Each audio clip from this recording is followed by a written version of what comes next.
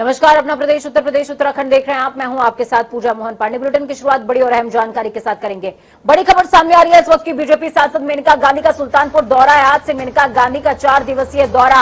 आज दोपहर 12 बजे डेयरी बाजार पहुंचेंगी मेनका गांधी। पार्टी के सदस्यता अभियान में शामिल होने वाली है।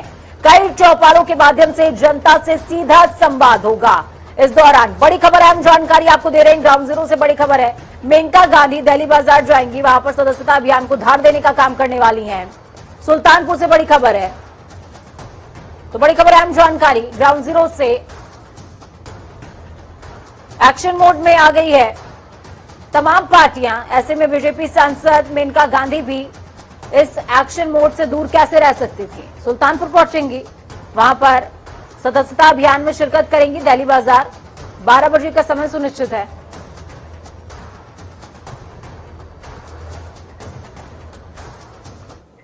तो वहीं यूपी के मुख्यमंत्री योगी आदित्यनाथ औरैया जिले में 389 करोड़ रुपए की 1 दर्जन से ज्यादा परियोजनाओं का शिलान्यास भी करेंगे और लोकार्पण भी करेंगे।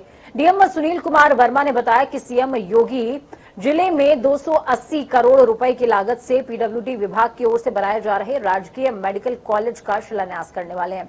मेडिकल कॉलेज में प्रशासनिक ब्लॉक, एकेडमिक ब्लॉक, 500 बेड का चिकित्सालय, शैक्षणिक सत्र 2022-23 से एमबीबीएस की 100 सीटों पर प्रवेश के अलावा लाइब्रेरी, मल्टीपर्पज हॉल और जिम, साथ में 460 बेड क्षमता वाला छात्रावास और इसी तरीके की तमाम सुविधाएं इन योजनाओं के जरिए क्षेत्रवासियों को मुहैया कराई जाएंगी। इटावा दौरे पर जब मुख्यमंत्री रहेंगे तो उस दौरान करीबन 65 के आसपास छोटी बड़ी परियोजनाओं का लोकार्पण भी होगा, शिलान्यास भी होगा। इसके अलावा राज्य सरकार की विभिन्न योजनाओं से जुड़े हुए लगभग 100 लाभार्थियों को सम्मानित भी किया जाएगा।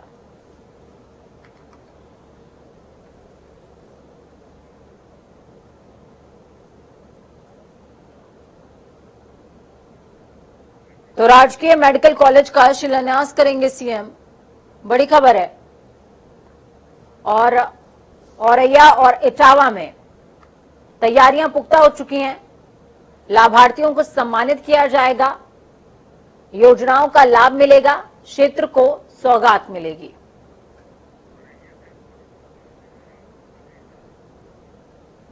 तो चलिए ग्राउंड जीरो का रुख करते हैं। औरैया से अश्वनी और राम कुमार हमारे साथ में जुड़ चुके हैं।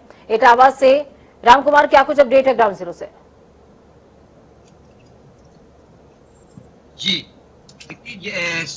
12:30 पर लगभग आदित्यनाथ योगी अपने इटावा जो नई जेल बनी है, लगभग 300 करोड़ की नई जेल का शिलान्यास करेंगे और लगभग 10,000 के करीब जो कार्यकर्ता होने की संभावना है और कई ऐसे लाभार्थी हैं जो लगभग 20,000 लाभार्थियों को आदित्य योगी नाथ जी आज मतलब जो है सम्मानित करेंगे। ठीक है, बहुत शुक्रिया हमारे साथ जुड़ने के लिए, हम जानकारी साझा करने के लिए।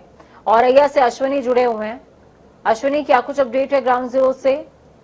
देखो, बताना चाहूंगा, तकरीबन 11:50 पर सूबे के मुखिया योगी आदित्यनाथ का हेलीकॉप्टर जो है औरैया के तिरंगा मैदान में उतरेगा, जिसके बाद जनसभा को संबोधित करने के दौरान ही वो 280 करोड़ रुपए से बनने वाले मेडिकल कॉलेज का शिलान्यास करेंगे। इसके साथ ही 12 नई परियोजनाओं का लोकार्पण भी करेंगे। जी चलिए, बहुत ज्यादा शुक्रिया हमारे साथ जुड़ने के लिए, हम जानकारी साझा करने के लिए।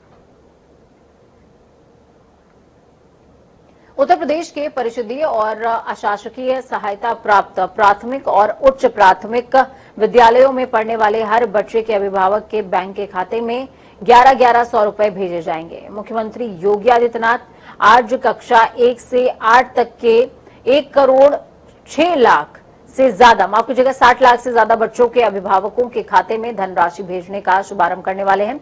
सीएम योगी ये रुपए ऑनलाइन ट्रांसफर करेंगे। बच्चों को यूनिफॉर्म, स्वेटर, जूता, मोजा और स्कूल बैग खरीदने के लिए यह रकम भेजी जा रही है।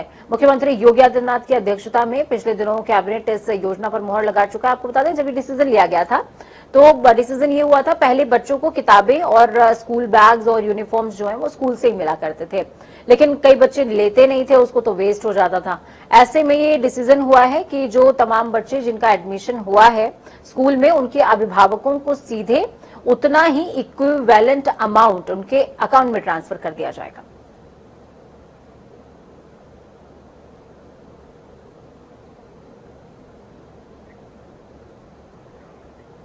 यूपी में अब मार्च 2022 तक फ्री में राशन मिलेगा। इसकी घोषणा मुख्यमंत्री योगी आदित्यनाथ ने अयोध्या में दिवाली से एक दिन पहले, जिस दिन दीपोत्सव था, उस दिन कर दी थी। अंत्योदय कार्ड धारकों को राशन में 35 किलो चावल, गेहूं के साथ साथ कई अन्य चीजें भी मिलने वाली हैं। यूपी में इस योजना से 15 करोड़ लोगों को सीधा फायदा पहुंचेगा। कोरोना की लहर शुरू होते ही अप्रैल से प्रधानमंत्री गरीब कल्याण अन्न योजना के तहत मुफ्त राशन वितरण शुरू हो गया था। डीएसओ सुनील सिंह ने बताया कि 20 सितंबर से नियमित वितरण के तहत कार्ड धारकों को गेहूं चावल के लिए 2 और 3 रुपए प्रति किलो का भुगतान करना होगा। अंत्योदय कार्ड धारकों को 35 किलो राशन मिलेगा।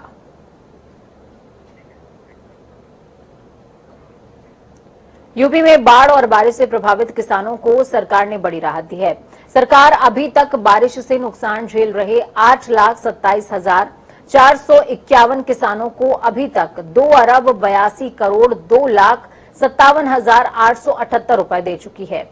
सरकार ने इसी क्रम में झांसी, सिद्धार्थनगर, गोरखपुर, देवरिया, बहराइच, अलीगढ़, गाजीपुर, मऊ समेत 48 जिलों के लिए 74,52,94,000 रुपए की एक और किश्त जारी कर दी है। आपको ये बता दें कि सरकार प्रदेश के अन्नदाता किसानों को हर तरह से राहत देने की कोशिश कर रही है। पिछले दिनों भी बाढ़ और भारी बारिश की वजह से किसानों को फसलों का नुकसान हुआ था, उसकी गिरदावरी भी करवाई गई, मुआवजा सुनिश्चित हुआ है। फसल के नुकसान का आकलन करते हुए किसानों के लिए राहत पैकेज भी जारी हुआ था।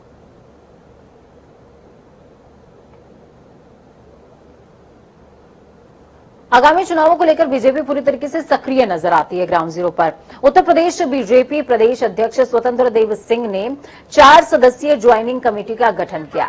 ज्वाइनिंग कमेटी का अध्यक्ष डॉक्टर लक्ष्मीकांत वाजपेयी, 2 उपाध्यक्ष डिप्टी सीएम केशव प्रसाद मौर्य, दिनेश शर्मा को बनाया गया है।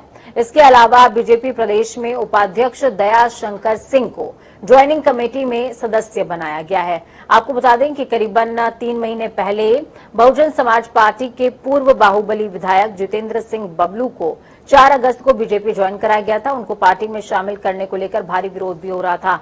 योगी आदित्यनाथ सरकार में मंत्री रह चुकी और बीजेपी सांसद रीता बहुगुणा जोशी जितेंद्र सिंह बबलू के पार्टी में आने से खासी नाराज भी चल रही थी। उन्होंने आलाकमान तक से इसकी शिकायत करी और उसके बाद जब दबाव बढ़ा तो उन्हें पार्टी से हटाया गया था। उत्तर प्रदेश में जीका वायरस से संक्रमित मरीजों की संख्या में लगातार इजाफा देखने को मिल रहा है और इसको देखते हुए सतर्कता और बढ़ा दी गई है। 80,000 निगरानी कमेटियां बुखार से पीड़ित रोगियों को चिन्हित करने के काम में जुटी हुई हैं।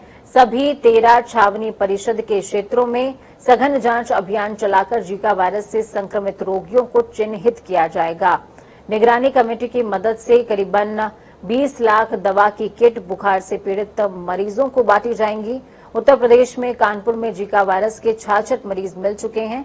सभी निगरानी कमेटियों को इसके लिए वर्चुअल माध्यम से प्रशिक्षण भी दिया जाएगा। सभी की बुखार से पीड़ित मरीजों की जानकारी जुटाने और ऐसे रोगी जिनमें जीका वायरस के लक्षण हैं उन्हें चिन्हित करते हुए तत्काल सरकारी अस्पताल में रिपोर्ट देने के निर्देश दिए गए हैं।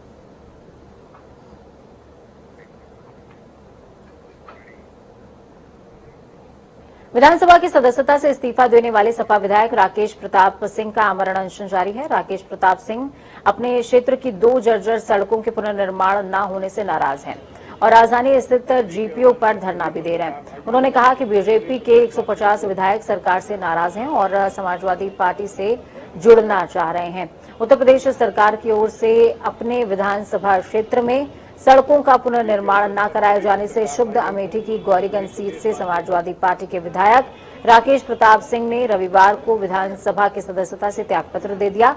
उन्होंने अपना त्यागपत्र विधानसभा अध्यक्ष हृदय नारायण दीक्षित को सौंपा है। विधायक का कहना है कि वो सरकार की कार्यशैली के खिलाफ धरना दे रहे हैं, उनकी लड़ाई जारी रहेगी।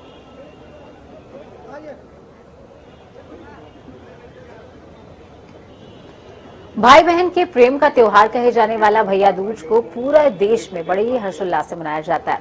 इससे भाई बहन के प्रेम को एक नया आयाम मिलता है। इस दिन मथुरा में यमुना तट पर एक विशेष स्नान का आयोजन किया जाता है जिसमें यम द्वितीया स्नान कहते हैं। इस स्नान की मान्यता है कि जब सूर्यपुत्र यमराज अपनी बहन यमुना से मिलने यहाँ आए तो यमुना जी ने उनका खूब आदर सत्कार किया, तो दोनों ने इसी विश्राम घाट पर स्नान किया था। इससे प्रसन्न होकर यमराज ने अपनी बहन से वरदान मांगने को कहा तो यमुना जी ने वरदान मांगा कि इस दिन इस घाट पर जो भी भाई बहन मेरे जल से स्नान करेंगे उनके सारे पाप दूर हो जाएं। चलिए, सुरेश सैनी हमारे साथ मथुरा से जुड़ चुके हैं, संवाददाता। सुरेश, क्या कुछ अपडेट है? लोगों की काफी भीड़ देखने को मिल रही है, ऐसे में कैसे इंतजामात है? जी, मैं आपको बता दूं, मथुरा में आज एक बहुत ही बड़ा जो है महास्नान होता है, जिसको यमद्वितीय स्नान कहते हैं। और एक तरह से भैया दूज के दिन साल भर में ये स्नान होता है, जिसके लिए देश भर से बड़ी संख्या में श्रद्धालु मथुरा आते हैं, भाई बहन जो है मथुरा आते हैं। तो मथुरा में विश्राम घाट पर जो भगवान श्री कृष्ण की पटरानी है और यमराज की बहन है यमुना मैया, उनके लिए ये स्नान होता है। उनका स्नान करके जो भाई दूज में जो भी भाई बहन मथुरा में आते हैं और आज के दिन स्नान करते हैं, एक दूसरे का हाथ पकड़ के यमुना में डुबकी लगाते हैं। तो जिस तरह की मान्यता है कि भगवान जो है यमुना मैया जो है वो आज उनके जो सारे पितरों पाप होते हैं वो नष्ट हो जाते हैं। उसके साथ साथ जो यमुना मैया का जो भाई है यमराज महाराज, जिनको यम फांस से जो मुक्ति मिल जाती है। और जिस तरह से पुरानी कहावतें बताया जाता है कि आज के दिन जो भी भाई बहन यमुना में स्नान करता है, भैया दूज के दिन द्वितीय स्नान करता है, तो वो यम के जो जितने भी कष्ट होते हैं उन सबसे मुक्ति पा जाता है, उन सबसे दूर हो जाता है। सुरक्षा के कैसे इंतजाम हैं सुरेश?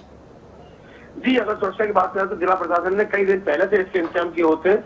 जगह जगह पर बैरिकेडिंग लगाई होती है, यमुना में लोग अंदर ना जाए स्नान करने के लिए, उसके लिए बीच बीच में बैरिकेडिंग होती है, बल्लियां लगाई जाती है। उसके साथ साथ नाव की व्यवस्था होती है, रिवर पुलिस के इंतजाम होते हैं, नगर निगम की टीम वहां पे लगी होती है। वो बार बार अनाउंसमेंट करती है पूरे क्षेत्र में कि यमुना में जो भी लोग हैं, श्रद्धालु हैं, भाई बहन है, वे अंदर ना जाएं, किनारे पर रहकर स्नान करें। उसके साथ साथ हर जगह पुलिस और पीएससी की भी तैनाती होती है, जो कि पूरे लोगों पे निगरानी रखती है कि कहीं भी किसी भी तरह की किसी अप्रिय घटना को कोई अंजाम ना दे। उसके साथ साथ कुछ आज हमारे जो सच्चे होते हैं वो किसी महिला के साथ या किसी के साथ कोई बदतमीजी ना करें।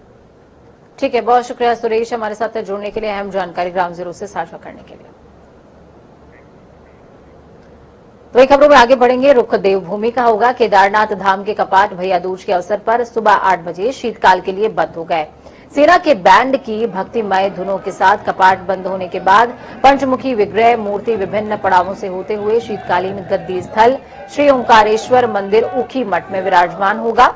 अगले 6 महीने भोले बाबा के दर्शन यहीं हो सकेंगे। 11वें ज्योतिर्लिंग भगवान केदारनाथ मंदिर के कपाट आज भैया दूज पर पूजा प्रक्रिया के बाद विधि विधान से शीतकाल तक के लिए बंद किए गए हैं। सुबह 6 बजे पुजारी बागेश लिंग ने केदारनाथ धाम के दिग्पाल भगवान भैरवनाथ का आवाहन कर धर्माचार्यों की उपस्थिति में स्वयंभू शिवलिंग को विभूति और शुष्क फूलों से ढककर समाधि रूप में विराजमान किया है।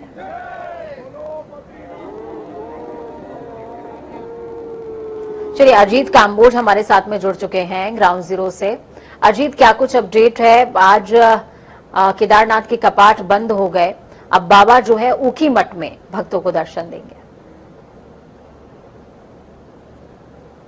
देखो, जिस तरह से लगातार इस तरह की चर्चाएं थी और तमाम भक्तों को लेकर आने का सिलसिला जारी था और सरकार की तरफ से व्यवस्था यहाँ पर बेहतर की गई थी। 18 सितंबर से चारों धामों के दर्शन आम यात्रियों के लिए खोल दिए गए थे और तमाम जो कोरोना प्रोटोकॉल था उनका भी यहाँ पर पालन कराया जा रहा था। अब आज यानी कि भैया दूज के मौके पर बाबा केदारनाथ के जो द्वार हैं वो शीतकाल के लिए बंद हो चुके हैं और यमुनोत्री धाम के कपाट भी आज बंद हो चुके हैं। गंगोत्री धाम की अगर बात की जाए तो वो कल बीते रोज बंद हो चुके हैं। अब केवल चारों धामों में बद्रीनाथ धाम है जो 20 नवंबर को जिसके कपाट बंद होंगे। तो अब जो शीतकालीन यात्रा है वो इन सभी धामों के जो शारदीय स्थल है वहां से यात्रा का संचालन होगा। अगर केदारनाथ धाम की बात की जाए तो ऊखी मठ के जो मंदिर है वहां पर शारदीय गद्दी विराजमान होती है बाबा केदारनाथ की और वहीं से शीतकालीन यात्रा का भी पालन होता है और वहीं से यात्रा का संचालन किया जाता है। तो कुल मिलाकर पहाड़ों में बर्फबारी के चलते जो यात्रा है वो संचालित नहीं होती है और यात्रा का जो भी संचालन होगा वो शारदीय गद्दी स्थल पर होगा। तो केदारनाथ धाम के जो कपाट है वो सुबह 8 बजे बंद हो चुके हैं और यात्रा अपने शीतकालीन पड़ाव की ओर रवाना हो चुकी है। देर शाम को ये अपने रामपुर पहुंचेगी, वहां पर रात्रि प्रवास होगा, कल गौरीकुंड में प्रवास होगा और परसों यानी 8 नवंबर को जो शारदीय स्थल है बाबा केदारनाथ का ऊखी मठ, वहां पर 8 नवंबर को इनकी गद्दी विराजमान होगी। जी ठीक है, बहुत शुक्रिया अजीत हमारे साथ जुड़ने के लिए, अहम जानकारी साझा करने के लिए। आम आदमी पार्टी के सीएम उम्मीदवार कर्नल अजय कोठियाल ने प्रधानमंत्री नरेंद्र मोदी के केदारनाथ दौरे को चुनावी दौरा बताते हुए ट्वीट किया। उन्होंने पीएम मोदी से उत्तराखंड की जनता की तरफ से 5 सवाल पूछे हैं। कोठियाल ने कहा, वैसे तो प्रधानमंत्री धार्मिक यात्रा पर केदारनाथ आए थे, लेकिन केदारनाथ प्रांगण से उनका भाषण सुनकर लगा कि वो चुनावी यात्रा पर हैं, लिहाजा जनता की तरफ से 5 सवाल तो बनते ही हैं। उन्होंने पूछा कि जिन तीर्थ पुरोहितों के समर्पण और आस्था की बात आपने भाषण में कही, उनके अधिकारों पर वोट करने वाले देवस्थानम बोर्ड पर आपने कुछ क्यों नहीं कहा।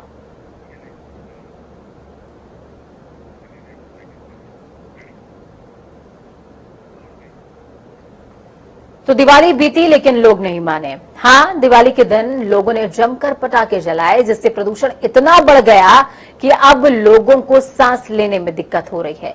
सबसे ज्यादा हालत अगर खराब है तो एनसीआर की, जहां पॉल्यूशन सबसे ज्यादा है। क्या है इसके असर, इस खास रिपोर्ट में देखिए।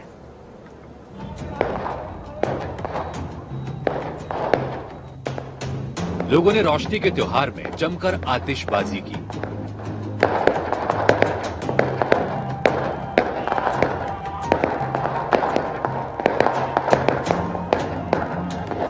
सरकार की गाइडलाइन को पटाखे के रूप में जला दिया गया।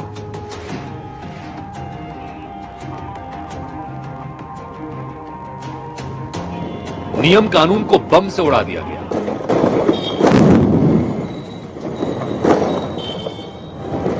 हालात ये हुए कि दिवाली की अगली सुबह कमोबेश उत्तर प्रदेश के हर शहर में हवा ने लगभग जहर का रूप ले लिया। कहीं कहीं तो सांस लेना भी खतरनाक हो गया। उत्तर प्रदेश सरकार ने दिवाली के मौके पर यूपी के नोएडा समेत कई शहरों में पटाखों पर पूरी तरह बैन लगा दिया था। इजाजत सिर्फ ग्रीन पटाखों को जलाने की ही थी। साथ ही आतिशबाजी की टाइमिंग मात्र 2 घंटे निर्धारित की गई थी। लेकिन जैसे ही दिवाली की शाम हुई, पूरा प्रदेश न सिर्फ रोशनी से नहा उठा, बल्कि धुआंधार तरीके से पूरे प्रदेश में पूरी रात पटाखे जलाए गए। लोगों के धुआंधार तरीके से पटाखे जलाने का नतीजा ये रहा कि हवा की गुणवत्ता बेहद खराब हो गई है। एनसीआर के नोएडा, गाजियाबाद और अन्य जिलों में AQI यानी एयर क्वालिटी इंडेक्स सरपट भागता नजर आया। सबसे ज्यादा हालात तो एनसीआर की खराब है। पश्चिमी उत्तर प्रदेश में जबरदस्त वायु प्रदूषण हुआ। मेरठ में कई जगहों पर देर रात AQI 500 के पार चला गया। इसके अलावा यूपी की राजधानी लखनऊ के साथ कानपुर, नोएडा, गाजियाबाद, आगरा, वाराणसी में भी वायु प्रदूषण उच्च स्तर पर रहा। राजधानी लखनऊ में AQI 200 तक रहा, तो कानपुर में 223 दर्ज किया गया। गाजियाबाद में 853, मेरठ में 687 और आगरा में 400 के स्तर तक रहा। सबसे ज्यादा वायु प्रदूषण नोएडा में रहा, जहां हवा ने लगभग जहर का रूप ले लिया। नोएडा के सेक्टर 62 में AQI 875 दर्ज किया गया, जो वायु प्रदूषण का सबसे खतरनाक स्तर माना जाता है। मीडिया रिपोर्ट्स के मुताबिक दिवाली की रात दिल्ली एनसीआर में धुआंधार तरीके से पटाखे जलाने की वजह से AQI अपने गंभीर स्तर को पार कर चुका है। आलम यह है कि दिल्ली एनसीआर के कई इलाकों में दिवाली की रात AQI सबसे खतरनाक स्तर 999 के करीब पहुंच गया। पॉल्यूशन रोकने के लिए सरकार के सारे प्रयास बेनतीजा नजर आए।